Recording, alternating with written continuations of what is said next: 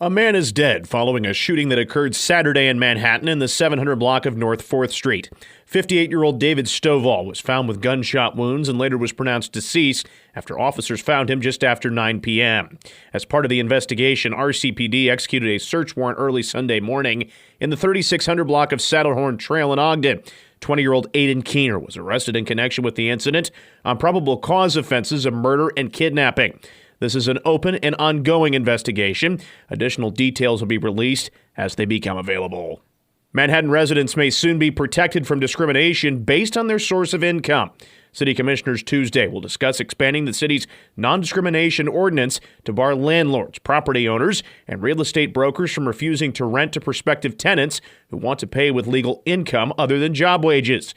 That means tenants would be able to pay for housing using vouchers, disability payments, rent relief programs, and other sources of income. According to the National Low Income Housing Coalition, source of income discrimination disproportionately affects people of color, people with disabilities, elderly people, and women. Lawrence and Kansas City, Missouri recently have added source of income protections to their city codes. City documents say a majority of city commissioners asked to discuss adding a source of income protection. Also on Tuesday, commissioners will provide direction on how to utilize a community development block grant annual entitlement of $550,000. The city historically has funded the same four project categories: grant administration, housing rehabilitation, public services, and public facilities and infrastructure. Tonight's meeting will take place at 6 p.m. in City Hall. Manhattan city officials Monday said they want Riley County to include its proportion of Seco Park in the city's rezoning plans. But county officials said they aren't ready to commit to anything yet. John Adam, the city's assistant director of planning, presented county commissioners the city's intention to rezone parks to public institutional districts. However, because Seco Park is split between the city, the county, and the USD 383 Manhattan-Ogden School District, city staffers need approval to rezone parts of Seco Park the city doesn't own. Currently, all of Seco Park is zoned as low-density residential. Adams said when the city adopted its new development code, officials did not rezone parks, but they're working on that now. The advantages of going to the parks rezoning is that any use that's allowed in that district can just be done automatically once you state what the use is. In this case, it's a known quantity. It's got park use. It's also used for the county fair, and that would be the remaining use.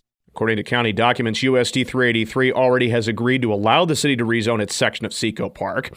County commissioners didn't vote on the proposal to include county property in the city's rezoning plan. However, all three said they weren't yet ready to make changes on the zoning of the park. Commissioner John Ford. Yeah, we're a little bit behind in redeveloping our plans for Seco Park, unlike you guys at the cities. Commissioner Catherine Foke and Greg McKinley said leaving the county's portion of Seco Park residential would, quote, leave our options open. A man was taken to the hospital following a crash early Monday morning in Geary County. The Geary County Sheriff's Office reported that 18-year-old Nicholas Cruz of Junction City was taken to Ascension Via Christi by a private vehicle for suspected minor injuries after his 2005 Honda Accord struck a deer just after 6 a.m. Monday morning. The accident occurred on the K-18 highway near I-70, about 5 miles east of Junction City. Cruz was heading westbound on K-18 at the time of the collision. The vehicle was towed from the scene. Meanwhile, Sunday, a man was taken to an area hospital after he was struck by a car on Manhattan's east side.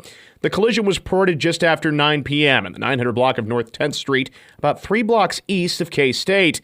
According to RCPD, a 28-year-old man was struck while crossing the street by a white pickup truck driven by an unknown female. The pedestrian, Renson Hernandez Figueroa, was transported by EMS to Ascension Via Christi for treatments of his injuries not believed to be life-threatening. More on the day's headlines can be found at our website, newsradiokman.com and themercury.com. Say you're a professional landscaper. You're not just tough, you're professional grade, and so are your tools.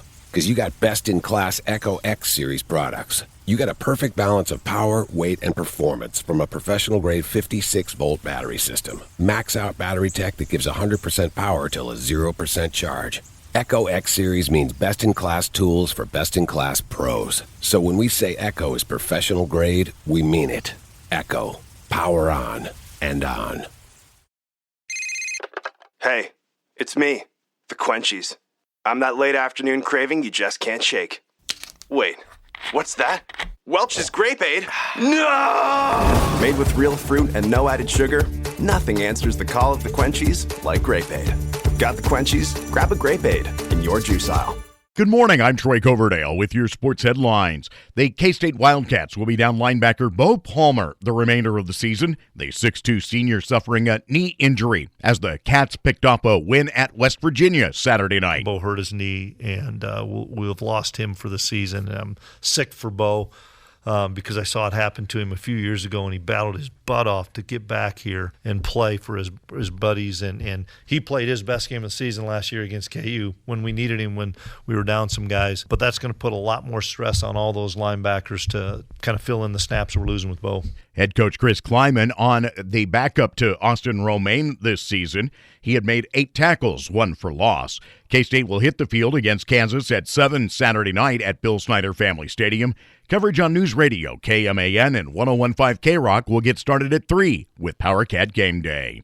The Big 12 and Fox announced Monday that K-State's November 2nd contest at Houston will be a 2:30 kickoff and televised on Fox.